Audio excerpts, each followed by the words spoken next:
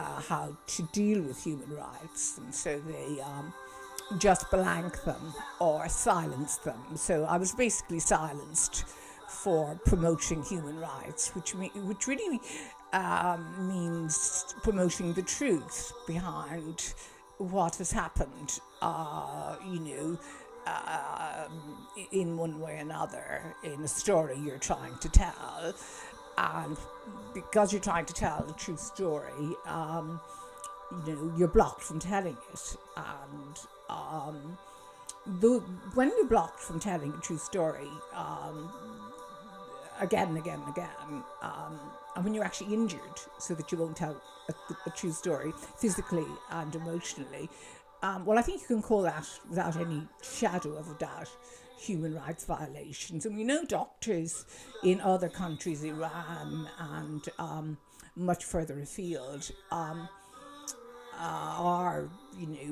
suffer from human rights violations, allegedly, for trying to call out on issues. But I haven't heard of any of them being actually injured to such an extent that they've been paralysed or partially paralysed, as I am. So it's not fun being a human rights campaigner, but I'm very lucky that I am actually a highly qualified doctor, and that I was able to navigate my way through this human rights violations. But obviously I don't get any treatment in the United Kingdom because of liability, or in Ireland, and I have to travel abroad, to Europe, under a neurosurgeon, who's very, very competent in neurological injuries after surgery, and he understands, after many months, what medical negligence and human rights violations mean, because he has spent several hours interviewing me and listening to this story of event, and he's more than qualified to comment on what happened and that caused these human rights violations. But sadly, anything to do with human rights, it's par for the course that something terrible will happen, financially, physically and emotionally, and it's very hard to pick yourself up after these horrific challenges and start again. So that was my story, and I had to fight back, if you like, but it was not received well, obviously, by my colleagues, who felt they were being exposed, and this never happened before. So I was actually, litigation was taken against me by one of my colleagues, who actually lives quite nearby, but never told me he did, and lured me into his offices, but I'm not allowed to say where his offices were. And from there on, I was subject to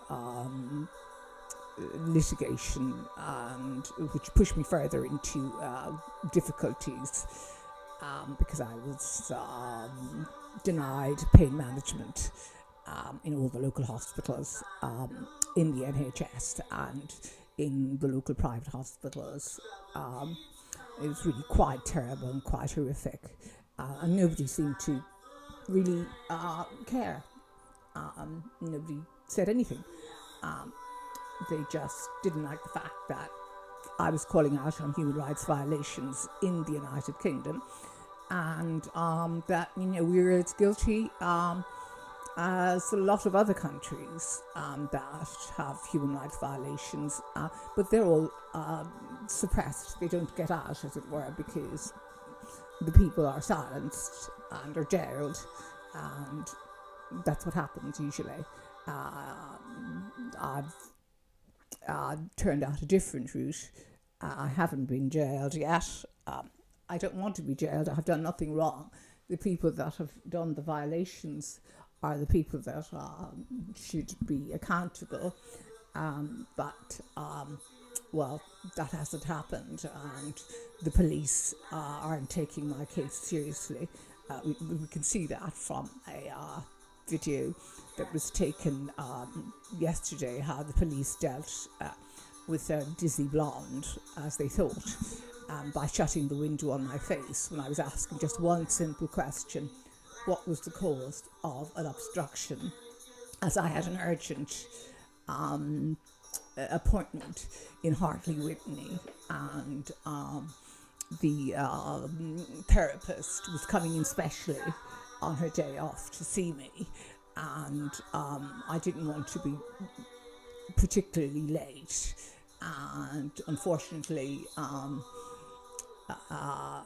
I was held up, and when I arrived in Hartley Whitney, it was considerably later than the appointment, so I doubled back and tried to find out what was the cause of the obstruction on the road, and the police told me they didn't know. Well, that was a very strange answer from the police, and they just blanked me by turning up the window. And I was really only talking to them for a number of seconds, and this happened. So really, I was quite disturbed by that incident with the police, and they think that it's fun. They think it's fun to talk to women with blonde hair, dizzy blondes, as they would call me, I guess, like that. Well, it wasn't fun for me at all.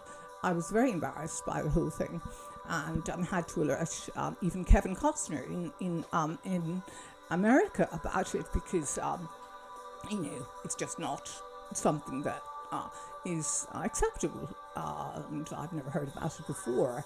I noticed from the reach that the video went all over America, Australia. It was picked up by Germany, France, Italy, and various other countries around the world. And this is not a very good image to give from the United Kingdom. To do this to a young woman like me, just asking one simple question: what was the cause of the obstruction on the road, so that I could go back to my therapist and apologise profusely, as she had made a special effort to come in on her day off. So that was that. So moving along to more important matters, now that I've said all of that. My journey is now turning to tech, and when I started off this human rights channel, I didn't know anything about tech, because I tried to reach out to people to help, because I was developing an interest in cinematography, but nobody would help me, and of course I wanted to do some music, but I needed help. I played the piano, but I haven't done for ages, and I hadn't had any singing tuition. I did sing in a choir at school, but obviously I did medicine, and that was that for so many years. So my Singing with the Stars was, was done with just an iPhone and in a conservatory, and that was all I had. And the goodwill, of course, of the American singers, mostly country singers, I guess, because I sing in the same alto tone as country singers, and that was the way I kind of was able to do the production so quickly, because I could pick up on the vocal range, which is an alto for me, but obviously using very limited equipment. So now I am a little more advanced. Today, for example, I'm using lighting, LED lighting. I have 3 lights here in my home studio, which is really my sitting room, but to all intents and purposes, it's my home studio. I have a light in front of me, LED light. I have natural light coming in from my garden, and I have a light here on my left, I have a light here just next to me on my right. So this is just the way this video is being taped, if you like, or recorded. And of course I've got a mic, and it's a very sort of, it's not an expensive mic, but it seems to work when I plug it in. I've got other top of the range microphones, but I haven't been able to fix them on to my system just yet. So I'm using the very first mic I got, which was just a plug-in mic, and there was no downloading apps and so on for the technology. Now the third thing, we're moving quickly from, that's my tech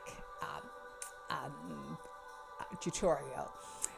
The third thing we're doing now is actually all things beauty, and what I wasn't able to do on my last video, we were just doing a little bit about putting on foundation to elevate our look, and it was what you did notice was that I hadn't got my hair blow dried, and really it's really essential to, if you're elevating your look, to have a blow dry. It's actually, probably more important than makeup, to give you that sort of je ne sais quoi in presenting yourself on television or doing a makeup video or doing any videos. So I must apologise in advance for having scrunched my hair, because my stylist was away, and I couldn't get a blow dry done for the videos, and of course I was just still practicing as well, so I do forgive me. And so I've got my hair done today, so I'm very pleased. It's just blow dried with a stylist that I was trying to get hold of, but she was away, so that's why I had to leave it, as it were, until she came back. So we're coming up to Christmas, so